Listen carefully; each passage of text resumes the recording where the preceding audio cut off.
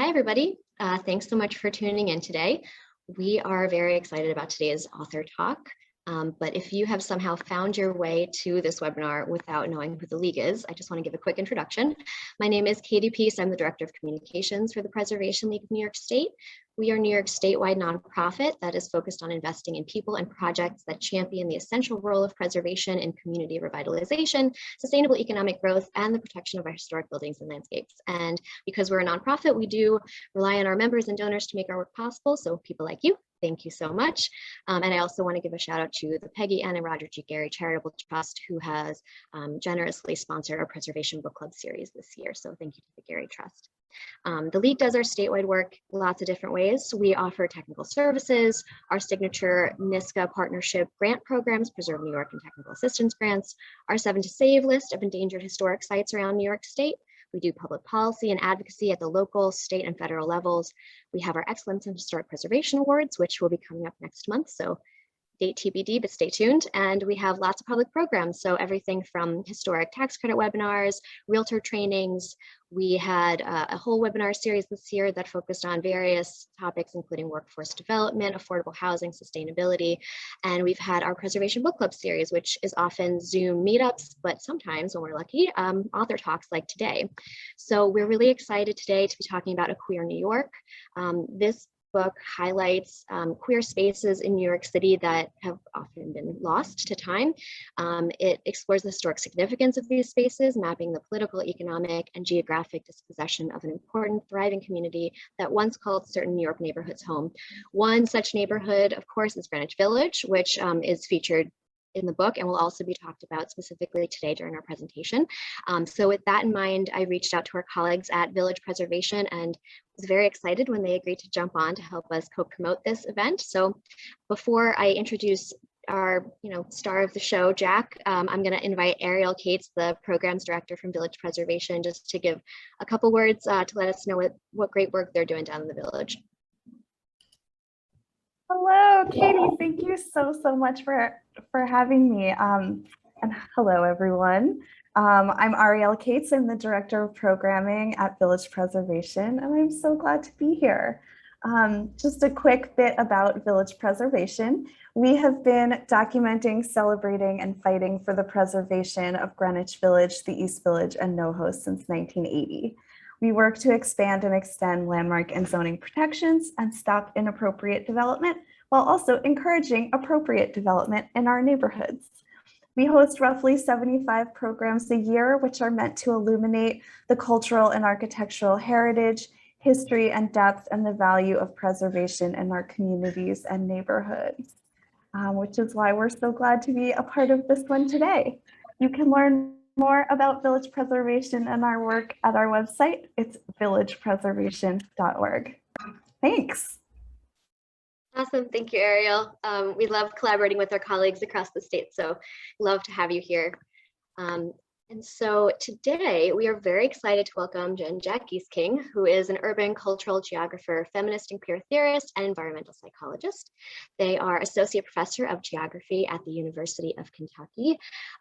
Jack also is a contributor to the National Park Service LGBTQ theme study, which is how I originally found them, and was very excited when I sent a blind email several months ago and said, hello, would you like to do a presentation for the Preservation League? And they said yes. Jack's engaged in research on how co-productions of space and identity in digital and material environments support and or inhibit social, spatial, and economic justice. And we're very excited that they're here today to talk about A Queer New York, how they did the research for this book and mapping all of those sites and why it's important to, preserve those stories and talk about them. So quick housekeeping, if you have questions during Jack's presentation, please do drop them in the Q&A box. I will come back at the end to get through as many audience questions as possible. This webinar is also being recorded, so if you can't stay for the whole thing, or if you just want to send it to all your friends, which we encourage, you will be able to do that. It's streaming live on our Facebook page right now, and it'll also be up on our YouTube channel later on, so I'll drop links in the chat for that as well. And with that, I'm going to hand it over to Jack.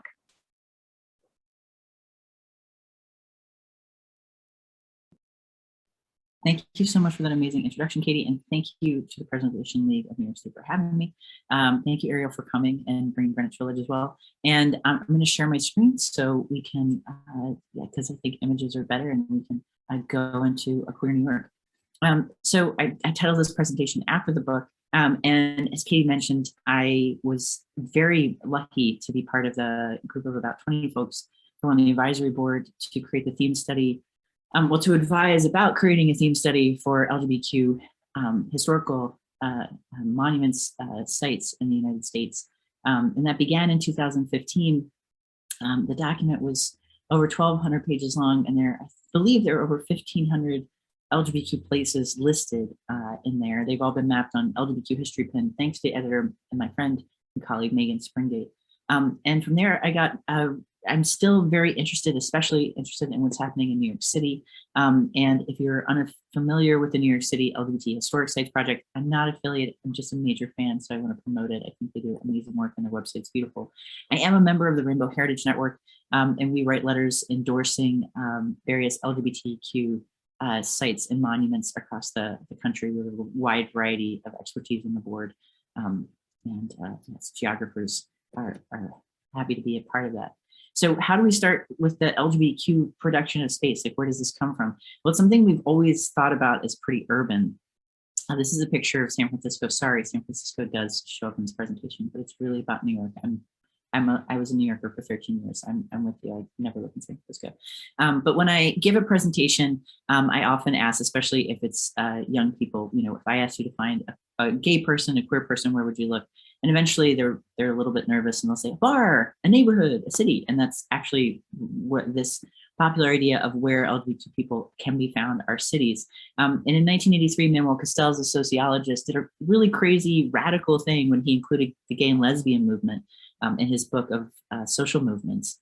And he mapped where people voted for the first out publicly elected official, Harvey Milk. And as Castells was just shocked that gay people live near each other. He couldn't believe it. He had no idea. He found out not only did they live near one another, they had this culture. They really liked boas. They had an economy. There was a bi-gay economy started by Harvey Milk when they couldn't shop elsewhere. And they also had a politics. They're voting together. And he also said, my gosh, have you seen what they did with this real estate? They're amazing. These gay people are amazing. And with Castells, there starts to be this idea, both in the popular culture around the same time, even though we're about to start the AIDS HIV epidemic, and I'll talk more about that in 1983, where we were already in the beginning years of it. But there's this ethnic enclave model that gets associated with LGBTQ people across races, this assumption that LGBTQ people, specifically lesbians and gays, will move in to a neighborhood and they will improve the property values. And there's this idea that they'll be liberated in this way, in the same way that racial and ethnic minorities are. What I call the myth of neighborhood liberation in our book, because how LGBT people get to stay in certain areas or how they were ever able to live there is less clear. Right? But lesbians, Castells says, he doesn't know where they are. He's really confused. They seem to like potlucks. And if you're wondering if I'm being funny, yes, I am like this. And they seem to work in networks. Other people write about them in concentrations or spatialized communities, but never a neighborhood. And so we have this idea of an LGBTQ neighborhood, but it's not really for women. And so this really confused me. And I was wondering, wait, how does this actually work? So it's really how women and trans and gender nonconforming people, how they made space, right? What if you start from thinking about their perspectives and think about the urban more broadly, because people were very focused on bars, neighborhood writings. And I really wanted to think about New York City. Like, how do we understand the lesbian, queer, and thinking about, when I say lesbian and queer, I mean lesbian is often used by people who came into feminism in the second wave, and queer is a more third wave term, and that is very reductionist and very narrow, but it's the quickest way to tell you that. And some people today only use lesbian who are coming out, and some people who are older only use queer. So we never know how that's going to work, but I'm going to use lesbian and queer to talk about women and trans and gender nonconforming people that might identify or affiliate with this group of people. And what is their role in producing New York City, right? How do they contribute to the politics, the economy, to the culture? and the vibrancy? And how do we actually really account for race and gender, education, disability, and class? And also, finally, to think about that over time, because a lot of writing about LGBTQ spaces is about pride, right? Or a bar, but it's a moment in time, and things change so rapidly. If we think about, what's happened since Castell's made that graph, it's actually quite profound, going on 40 years since that, almost 40 years. So how do you do this? How do you tell the stories of those made invisible, which is what I saw a lot in the literature? So I decided to interview people who identified as lesbian and queer. And I really wanted a generational approach. So they came out between 1983 and 2008. They spent most of the time since coming out in New York City, and they shared mental maps of spaces and places they drew, and also shared artifacts that were important to them when they were coming out. So I got a lot of DIY buttons from the 80s, like Dip Me in Chocolate and Throw Me to the Lesbians, Greenwich Village, Pride, Parade, right? You get these very local objects. And then you'd also get stuff by the 90s, you get a lot of rainbow gear. Who is making that? Still don't know. Who made all that plastics? And then in the 2000s, you get a lot of L-word stuff, and always you get stuff from ex-girlfriends and mementos from activism. So I complemented with a year of archival research. I primarily was at the Lesbian History Archives, and I'll talk a little bit about that at the very end. I went through their entire organizational record collection. I think they might have the largest LGBTQ organizational record collection in the world, because I've been to a lot of queer archives.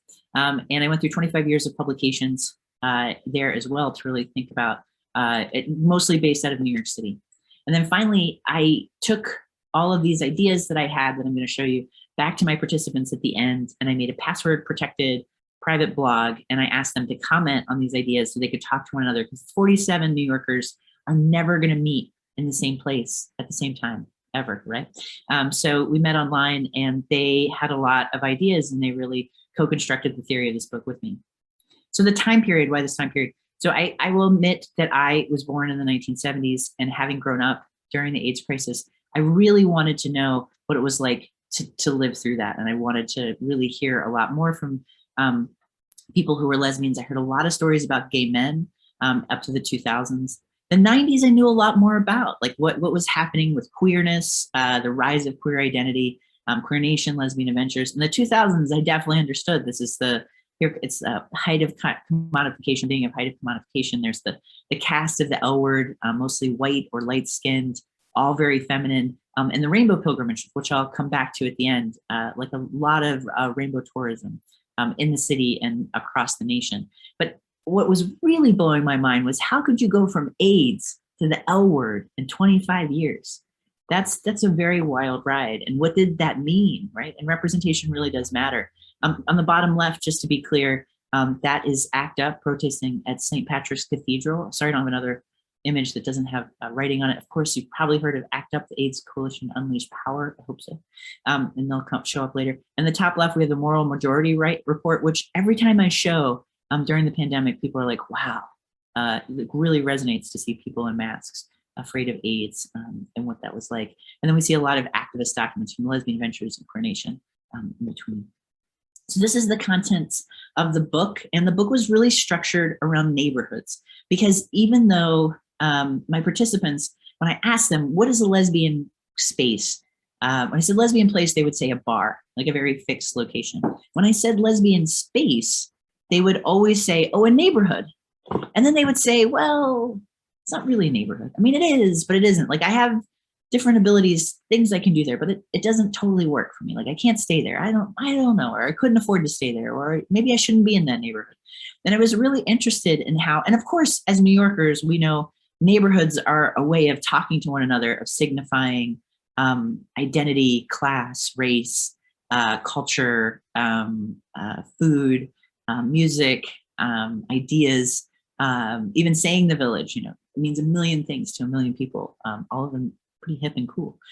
So the book is really structured from around an introductory chapter, and then 3 chapters around the village, a chapter on Bed-Stuy and Crown Heights, and then Park Slope, which my participants affectionately called Dykes Slope, and then a final chapter on this idea of constellations. But we're mostly going to talk about Greenwich Village, just like I promised. How can we not? So New York City is so much, the word Mecca is often used, and I feel really nervous about using it, but the number of LGBT people from around the world who've used that word to me to talk about New York, like, oh, I've got to go to New York someday. It's so important. It's such an amazing location. Also, that is really located in Greenwich Village. That like idea of a queer imaginary that is New York is absolutely attached to the village. And I just have some regular pictures of tenements on the right, at the top right. The Gay Advocacy Alliance has, I believe we have applied. I think there's been an application for New York State preservation. Was it New York State or preservation status for this building for the Gay Advocacy Alliance? The GAA Firehouse was quite an important space in the 1970s.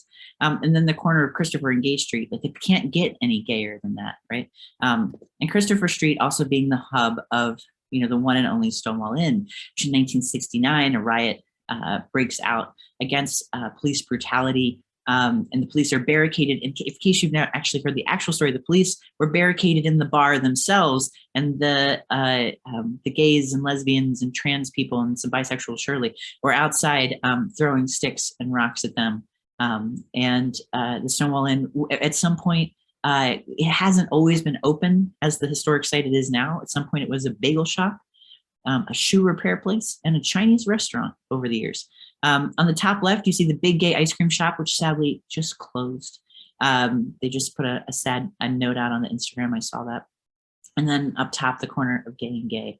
But I have brought students to Greenwich Village for tours, or had other people visit for tours, and bringing people to the Stonewall Inn. It has become so important in the national imaginary and even the international imaginary of LGBTQ history that I have had people cry every single time I brought them there, right? That this is hallowed ground to so many people. And is this really the beginning of the modern lesbian and gay movement? Actually, it started in a lot of places. There was a sit-in in Philadelphia. There was a protest from drag queens and trans women in San Francisco, usually in cafeterias. But what happened in New York City was different because the following day, there was a lot of rain.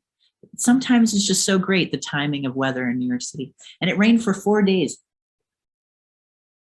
And I think that kind of put the kibosh on the police going after the people who had attacked them. And as a result, in that time, there was a lot of organizing. There was a lot of graffiti all over the village. And there was, as soon as the rain stopped, there was what would become the first Christopher Street Day Liberation March. And they started from Christopher Street Day up 7th Avenue into Central Park. And this is the first really massive public demonstration, possibly in the world, of that number of people claiming gay and lesbian rights. And that is what spreads around the world, right? The Pride March is what spreads around the world. It's called Christopher Street Day March still in Berlin. It was called that for some time in LA. It was called that for some time in London. And while New York might not be the hub of all these things that happened, it's carried in our geographical imagination and in our hearts in that way. Let me tell you what I found. I'm telling you all this history. I got to get to what I found. I just love this article, Sale of Site to Homosexuals Planned, 1983. Hey, New York Times, how you doing? And what they sold them, of course, was the LGBT Center. One of my participants, Chris, was a white middle-class butch. And the years you're going to see are the years that they came out. So Chris came out in 1986. And she said the LGBT Center, that anchors the neighborhood as any kind of queer space at all. And that she's talking in 2008 when I interviewed her. In the 80s, the places I put on my map were Judas Room, Identity House, and the Duchess. The Duchess was a bar.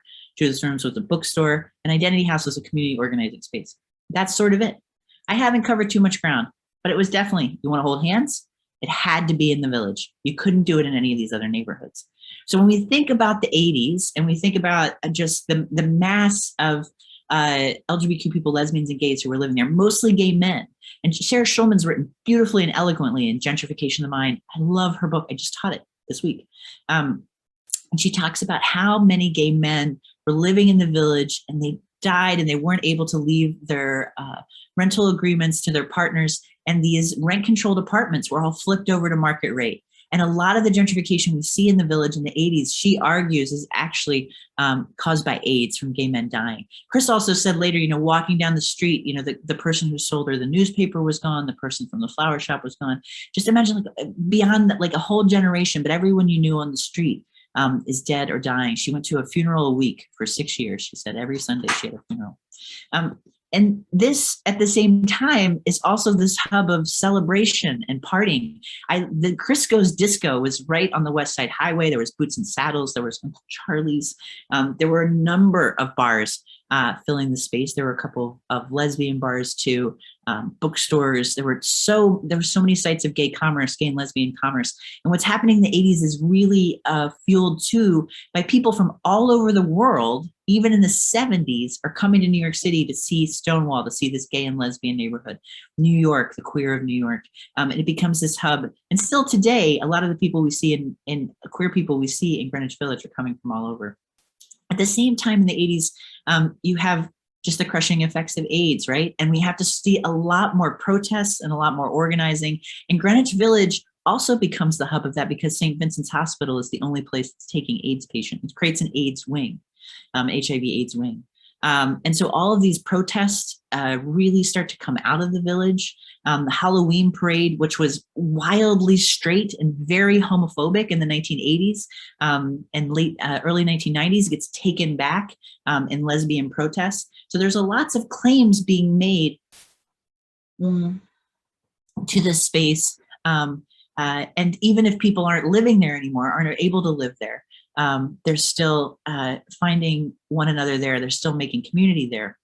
And when we think back to the LGBT Center in the 1980s, that's where ACT UP is founded. It's where the Lesbian Avengers are founded, Queer Nation, GLAAD, the people who work on advertising defamation. What else is founded there? Lambda Legal has some of the first meetings there. The Metropolitan Church of Christ has some meetings there. You know, like everyone that you could ever, every gay organization you have ever heard of met there, or even had their first meeting there. And the effects that those organizations, many of them go around the world, is really profound to think of, at least across the US. And so there's a lot of organizing and activism, and you can see the village in the background. I just included that amazing image from Deb Richards' beautiful work. But these are the kind of groups that are meeting in the village. And obviously one of the most important spaces that showed up in my work, and all of these kind of events kept showing up in my interviews with my participants, was the Village Pier, was Christopher Street Pier. And so Naomi, so this is in a participant of color focus group. All of the women that are talking at this moment identify as Black. Naomi, who came out in '89, said, I remember going to the pier. We walked for hours. And Wanda said, oh my God, or you stand still and you talk shit. And Bailey said 95, but people would put up music.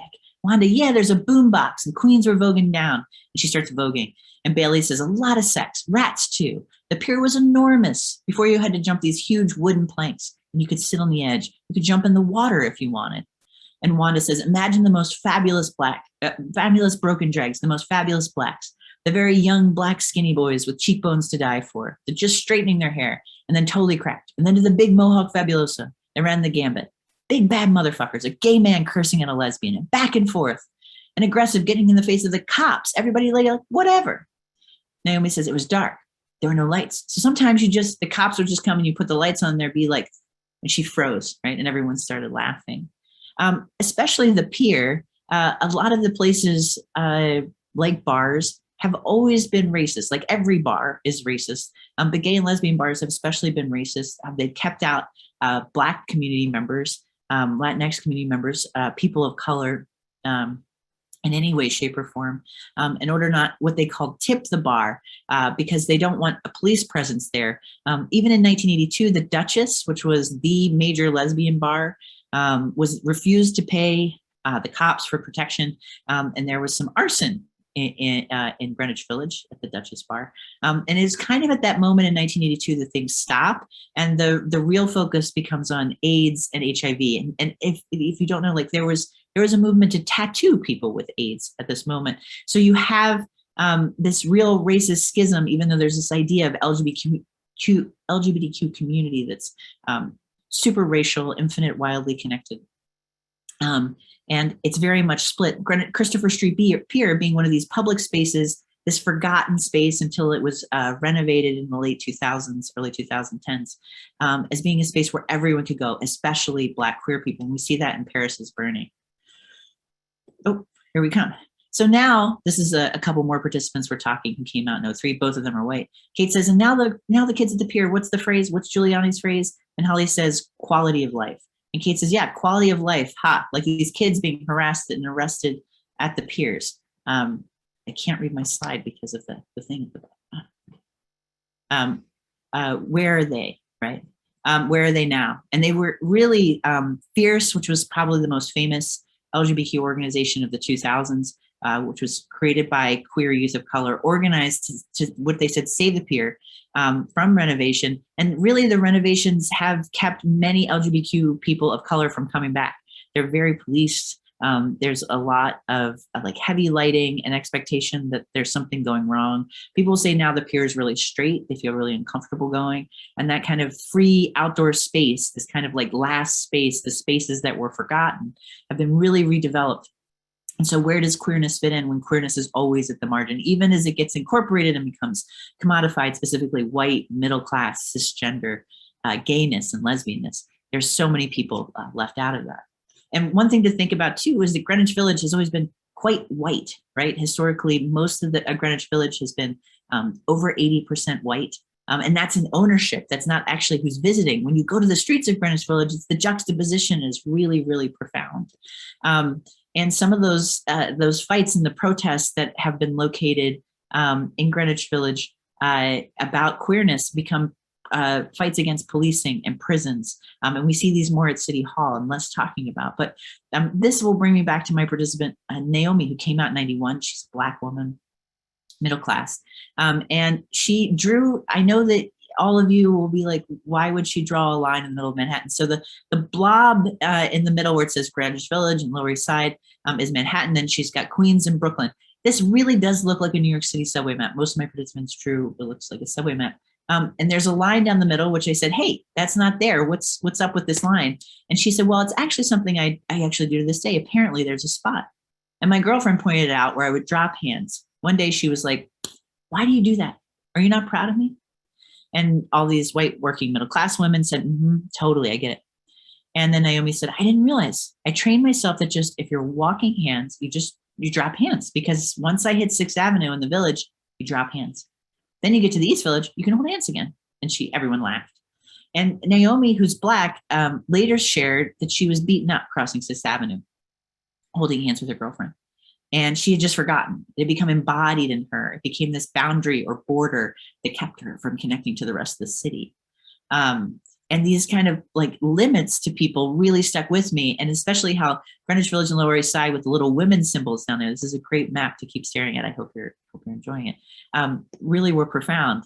And obviously, like this is the kind of idea that young queer people were envisioning. This is the pier on the top left-hand corner. I'm sorry I didn't include the photography credits. My apologies. I can get them for anyone who wants them. As this great sense of community and connection across racial difference, across class difference. And Sam Delaney writes about that beautifully in Times Square Red, Times Square Blue. But also my participants talked about how shocked they were that Kajia Farmer on the right-hand side in 2007 was kicked out of Caliente Cab Company during Pride in the Village she had used the women's room. And one of the security guards said, hey, you're a man, you shouldn't be in there. And she said, I'm a woman, and kicked her out. Now, this is before much of the realization of trans everything. And God knows if Gia Farmer identifies as a trans person. But this was really heartening to a lot of my participants. And they kept bringing up, they're like, I can't believe that happened in the Village, as if the Village is a space away, is a space differently. But yet Mark Carson in 2013, walking home, gets in an altercation with a man who shoots him. Right. And this was a monument, an informal monument made out of what was the old Barnes and Noble up on Avenue of the Americas. But spaces also changed over time. Sally, who came out in 95, weirdly also had the Greenwich Village and Lower East Side, but then she had a line connecting them. And I said, what was that about? And she said, I have this route from Meow Mix over to Henrietta's and Ruby Fruit, which are in the Village, in that whole area. It's 2 of the existing 3 lesbian bars in New York City. Of the 20 lesbian bars left in the world, I think 21 lesbian bars left in the United States, excuse me. There's 1 in the UK, there's like 2 in Canada. Because how are we going to get from the Lower East Side over there? It was always like, are we going to take a cab? We never take cabs. But the idea is Sally, who is white, thinks that she can take cabs. But what's also happened in the 1990s is Giuliani's quality of life campaign has brought in a lot more lighting because there's a lot more sidewalk cafes. And women tend to go and find safety in places that are businesses and where they can be seen in public. They're walking together in a group. And Sally is also using her whiteness to navigate the city in ways that Naomi can't, and also isn't experiencing the stress or violence of being attacked because she's holding hands. In fact, all of my participants of color, all of them had broken up with someone or had someone break up with them because of hand holding in public because they were attacked. It's statistically impossible. It's wild. Why? How could that possibly happen? So thinking about Greenwich Village, all of my participants were really attached to the myth of Greenwich Village as liberating them and giving them something really important. But for them, there also was this expectation they needed to own property there. And one would know, should say property ownership, not poetry ownership, but I love poetry. That was a Freudian slip. Tied to the American dream of property ownership. And who can afford, very few people can afford property in the village. Very few people could afford property also in Park Slope, right? They could buy maybe in their early 80s, but after that, they couldn't, right? And how people keep thinking there is a lesbian neighborhood, there is a gay, there's an LGBTQ neighborhood, but how do they maintain it? And so it's the LGBTQ people who keep coming to the village, who keep looking for this connection, keep looking for this history, for this sense of self, like going to the corner of Christopher and Gay Street, going to the LGBT Center. This is the Keith Haring monument mural. If you've never been in the LGBT Center, Keith Haring painted an entire room. You should go stand in a work of art. It's incredible. It was a men's bathroom, and now it's a meeting space. You can just bring a chair and sit in the Keith Haring. It's incredible. But it's these LGBTQ people who are really visibly queer, especially young people coming up from Harlem, coming from Spanish Harlem, coming from Bed-Stuy and Crown Heights, and they keep coming to the Greenwich Village, trying to find that space like Christopher Street that exists in the past, but they can't afford to stay. So how can they make space, right? This is leading us into the future. What world will this be? And so I kind of calling it an Oz we come home to again and again, but we don't get to, not many of us get to stay. So how do we keep making that queerness in the village going into the future? I'm going to skip that on behalf of time, but I will tell you that I made a map of all of the places that my participants mentioned more than 10 times. So you're going to see some dots come up, and this is every place mentioned more than 10 times in the 1980s. And you're going to see a lot of places close because lesbian places don't stay that long. You're going to see some more dots come up, and that's the 1990s. Lesbian places don't stay as long as gay men's places because we make 77 cents on the dollar and we made less over time. And a bunch of these places are going to disappear. And then here comes the 2000s. You're going to see some more spaces disappear too. And lesbians and queers have a lot less access to space, long-term space. And so I wound up thinking about lesbian queer space differently. And this is part of the argument of the book, and thinking about Greenwich Village as a core neighborhood that holds us, but also where do we move beyond the neighborhood? How do we connect to different places where we live and where we hang out? And I call these patterns constellations, like stars that come and go in the sky. It's the paths that our bodies take between them to make space. So thinking as like alongside the gayborhood, but saying that doesn't do it all for lesbians and queers, right? And the spatial concentration, this kind of network thinking that we've always talked about lesbians and queers in this literature for decades, I'm proposing to call constellations. That's really the argument of the book.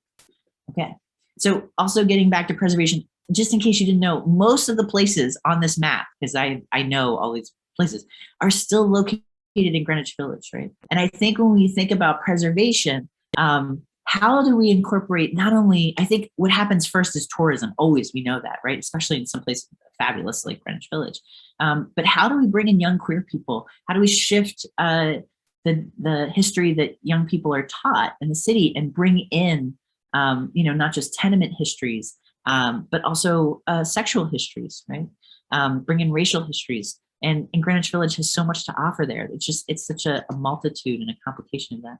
I do want to say that New York City's tourism engine definitely refashions its history sometime. At one point, this was the 2009 40-year anniversary, that said that the Greenwich Village Stonewall riots was such raids were commonplace during the era due to strong anti-gay bias. There were laws, right? The enforcement of arcane local laws they weren't arcane yet. They were pretty standard. And my voice is squeaking at this. And the connection some establishments had with organized crime. Actually, the mafia was paying the police, right? So there's a refashioning of history. So we have to be really critical too of this history that we create in queer preservation, because it also is really complicated because we have such little access to it, right? And finally, just thinking about that tourism, I wanted to show you some of the images. The Rainbow Pilgrimage I mentioned launched in 2008, and it was really pitched towards Western, white, European, gay men, not even lesbians, to come, that they would pay, that they would come to that was referred to as the Mecca of Stonewall, and they would stay in these very expensive locations. But how does that also support local queer youth, queer elderly? SAGE is still meeting at the center. So many people at the center. So I wonder about the complexity of that. Like, how could this tourism fund that in some way moving forward? Anyway, so that's A Queer New York. It's the first lesbian and or queer history of New York City. And I wrote a bunch of papers about it too. If you're a nerd and you enjoy an academic paper, they're all online. Katie has, I think, shared my open access version of the book. The last thing to tell you is that when I was very young and I didn't have lines on my face yet, I spent a year in the Lesbian History Archives. And I spent some years now making these maps. So if you would like to know more about different kinds of lesbian and queer sites, these are up online. And Katie's also shared the link to that. And I mapped all of the organizational records. So these very complicated activist histories. I've mapped every address listed in publications spanning 25 years. And the goal is to get people to think beyond the spaces that we hear about so much in preservation, like what are these everyday queer spaces? And how do we complicate our notion of what a queer space is? Anyway, thank you so much. And yeah, I really look forward to talking to you. Thanks, everyone. Awesome. Thank you so much, Jack. That was really great. If anybody has questions, you can drop them in the Q&A box and we will get to them. I have a couple of questions just to kick us off. Right. So related to how you just ended, in your theme study article, you talk about queering space, so envisioning a space as in flux rather than fixed, and what that means. And I was wondering if you could kind of expand on that notion a little bit, especially as it relates to what you've been talking about for New York City. Well, it's so fun. So I was literally just teaching before this, and I asked my students, what's a queer space? And they were all very quiet. They were all very nervous about saying what that was. And then I said, what's a lesbian space? And they said bars. And then they're like, rugby. And they were really trying. It was earnest. It was very, and I said, well, but is that field a queer space? No. And so they were really trying to pull it together. And we were talking about preservation, like what place do you preserve? I mean, it was amazing these timed out together today. And I think when you think of a queer space as fluid or in flux, it's about, is it queer today and not queer tomorrow? It matters who's there. It matters what it means to them. I think also the idea of the star and the constellation is it stands out to someone and they carry it in and on their body, like, oh, that's where my ex-girlfriend lived. That's not anything for New York City's historic preservation to touch with a 20-foot pole, but where your ex-girlfriend lived matters a lot to you. So how do we make sense of this queerness that comes and goes, right? Yeah. So I think. So yeah, relating to that, in terms of what you mapped in your book and then on the web, how did you choose what did get mapped, what didn't get mapped? The only thing I didn't map was the sex parties. There's one that got listed, and people's home addresses. So with the organizational data, I wound up having the personal address of every major lesbian and gay activist you've ever heard of and those you haven't, because they were the ones personally collecting mail and people, the idea of like a nonprofit didn't exist in the 80s. So people are doing that work at home. It's just what activism is. So I left that kind of personal material off, but everything else I felt should be mapped. I mean, in the one thing that I've always thought about is kind of funny in the publications map is I mapped Best Buy in the West. Is it Best Buy in the West 50s? It's, yeah, right. It's kind of over by Juilliard. There used to be one there. I don't know. Anyway, no, not Best Buy, Bed Bath and Beyond, right? And at first I thought Bed Bath and Beyond advertising. Okay, I'm going to include every place that advertised. But then I thought, with lesbian U-hauling, if you haven't heard that joke, what does a lesbian take on a second date? Do you know this joke, Katie? Is it the U-Haul? It is the U-Haul. Yes. If you've ever heard the gay man comparison, what is a gay man taking a second date? There's no second date. But the idea of the U-Haul was like, oh, women are socialized to be together. But actually, this kind of intensified gentrification in the city, like the rapid rate and cost of property and rental values it's unimaginable. I don't think anyone could have ever imagined this.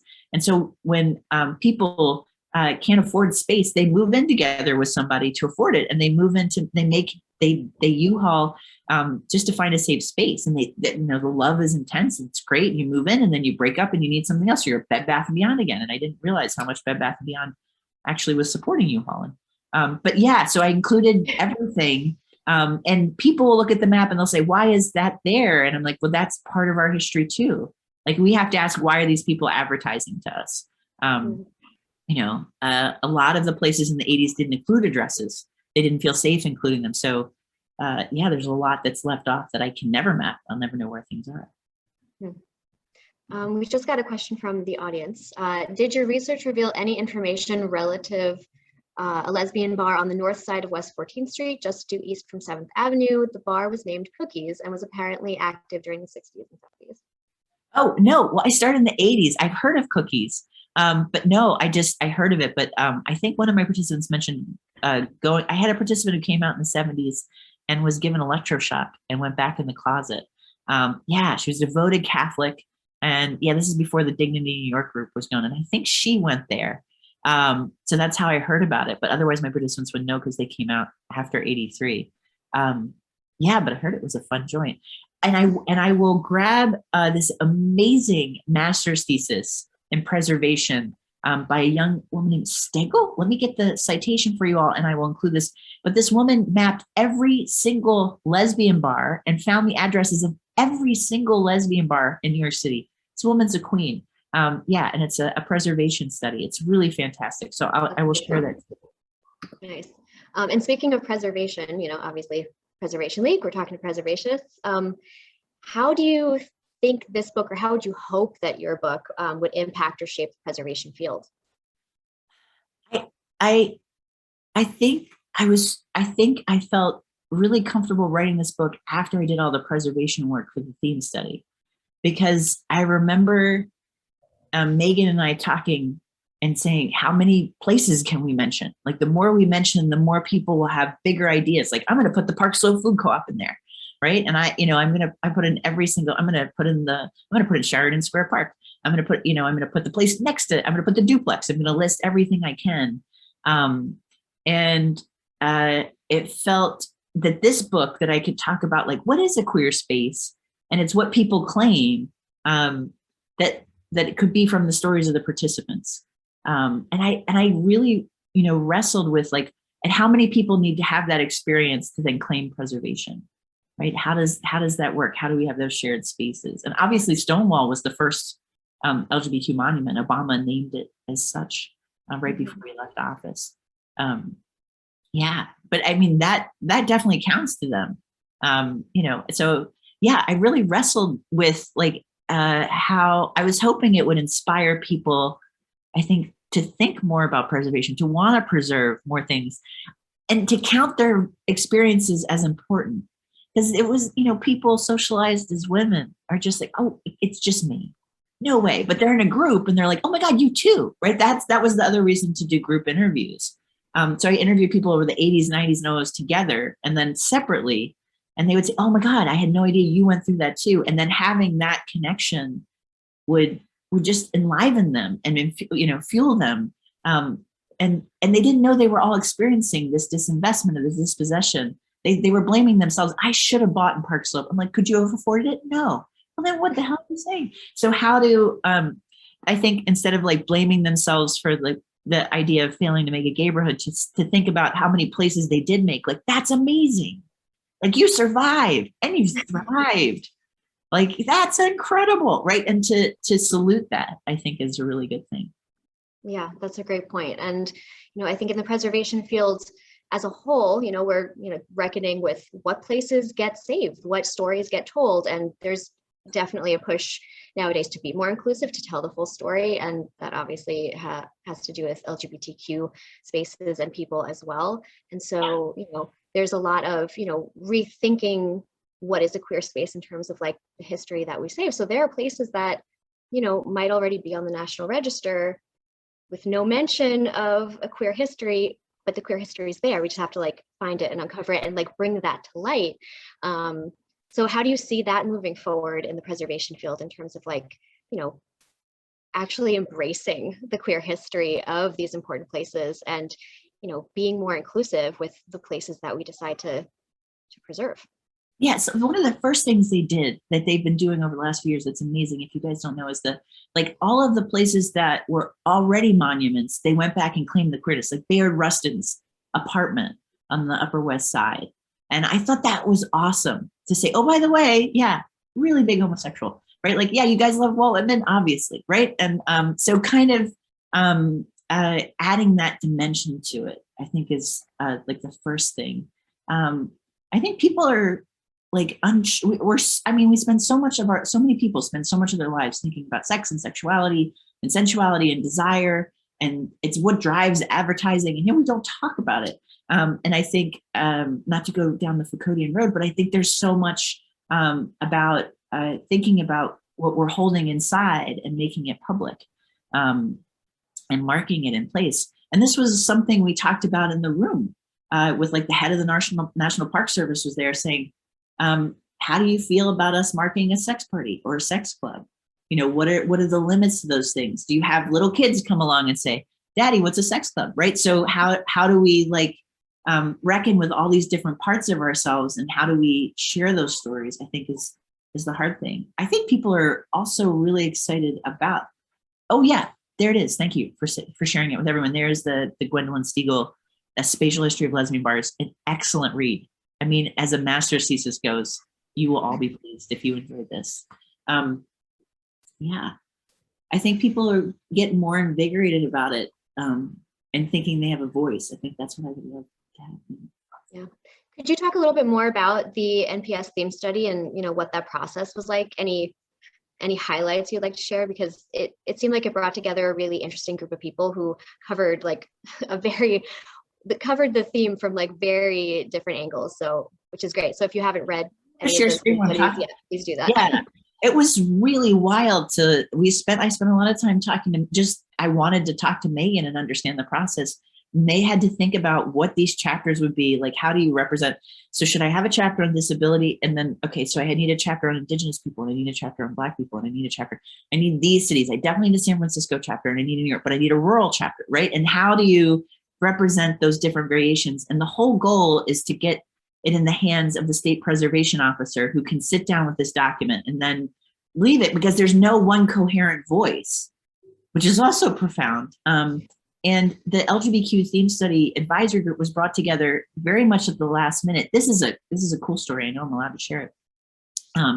But there was a footnote in a congressional document that said, it's great that we have this historic preservation for all these racialized people. We should think about, LGBTQ people, they're marginalized too. And the National Park Service said, I take that as a mandate.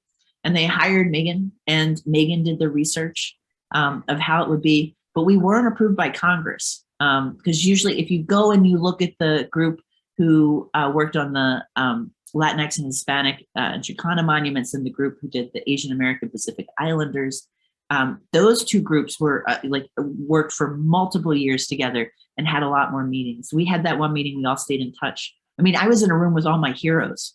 I was like, oh my God, Paul Martinek's here, Christina Hanhart, Ian Boyd, mine was blown, John D'Amelio. And to have like that kind of conversation, and then to think about the most, like, how do we really account for all kinds of queerness? And Megan just kept reading and talking to people, and they said, you forgot this, Megan would include it. And then working with editors to make sure that their chapters had a similar conversation. Like, what is a theme study? It's a wild, weird white paper document. So everyone was kind of riffing in their own voice. Like, you have these architects, and you have archaeologists, and you have designers. Yeah, it was hard to like get people to come into the same voice, and yeah, it's pretty amazing. Yeah, it's a pretty great set of articles. So for anyone out there who hasn't taken a look, strongly encouraged to do so. Caitlin has a question. So can you speak to the GIS tech that you used to create this map and the labor involved, and how much accessible digital map was planned, unplanned outcome of this project?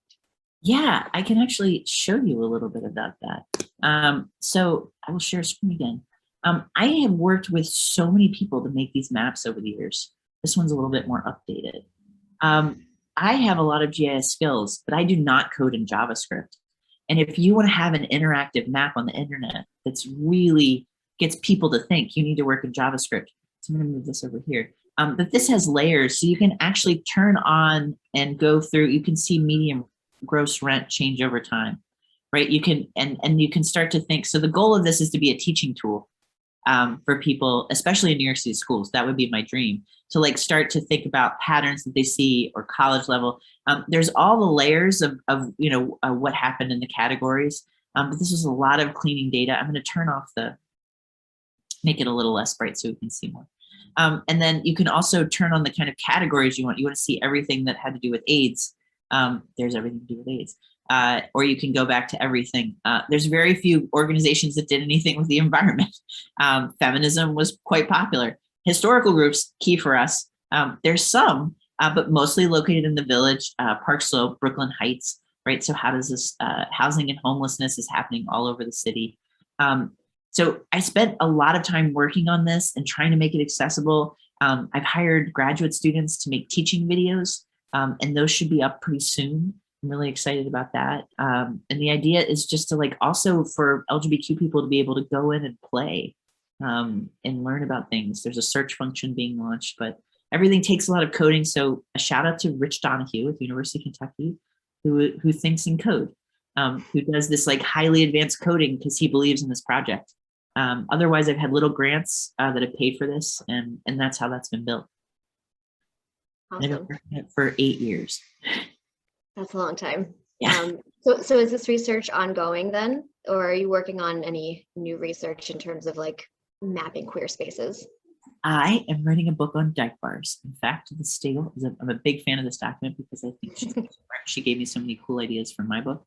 And then I'm writing a book on like what I call settler cosmopolitanism. I'm thinking about like how the ideas of the urban, having moved to a rural environment or a small city for a couple of years, thinking about how the idea of what the urban entails and big cities entail, and how they create queerness and how they like represent the city itself and represent the nation state. So I'm thinking more across scales than I ever have before.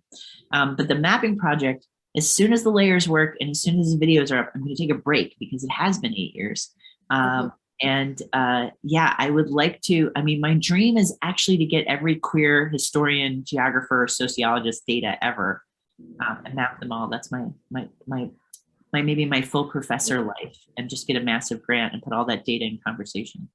And go back, and go back and look at gentrification data, like where did queer people live? You know, how did we live? Where do we go? And people are creating so many amazing new data sets. So I'm excited to talk across them. Nice. Daniel McKay from New York SHPO. Hi, Daniel. He says, the NYC LGBT History Project has sparked recent documentation upstate New York in Buffalo and Rochester, which the New York SHPO is pleased to see and support. There's an interesting duality in these urban locations. Clearly, New York City and San Francisco and other urban areas attracted LGBTQ community from far-flung locations. And I find it intriguing to think about how to depict the draw of these areas of dense LGBTQ history. Any thoughts? So open-ended. Well, in Rochester, we're big union towns. And so there's a big lesbian history in Buffalo. So Stone Butch Blues, that book from Leslie Feinberg is based there. Boots of Leather, Slippers of Gold, which is this like the first lesbian history ever, is written about Buffalo. And so a lot of people that think they know lesbian history actually know the lesbian history of Buffalo. And it's like this, it's been adopted as this national imaginary. I talk about that at the beginning of my book.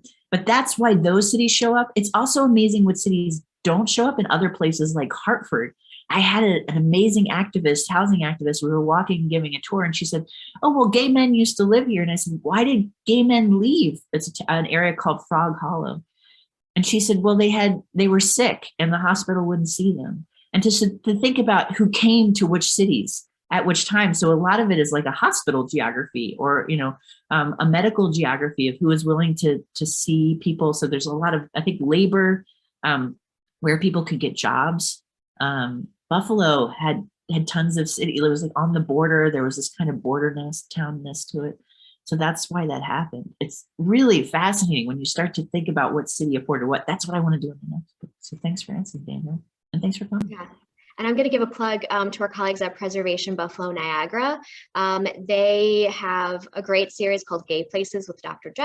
Jeffrey Giovanoni, who was on a webinar for us about preserving LGBTQ history. And they actually have an event coming up about Leslie Feinberg's Buffalo, so Queer Places in Stonebridge Blues. So I'm going to drop that in the chat. Highly recommend for anybody who's interested in following up on that. But yes, like Buffalo is definitely like a place to look at if you're interested in queer history that's been documented. Let's see, did redlining present itself in any of your research?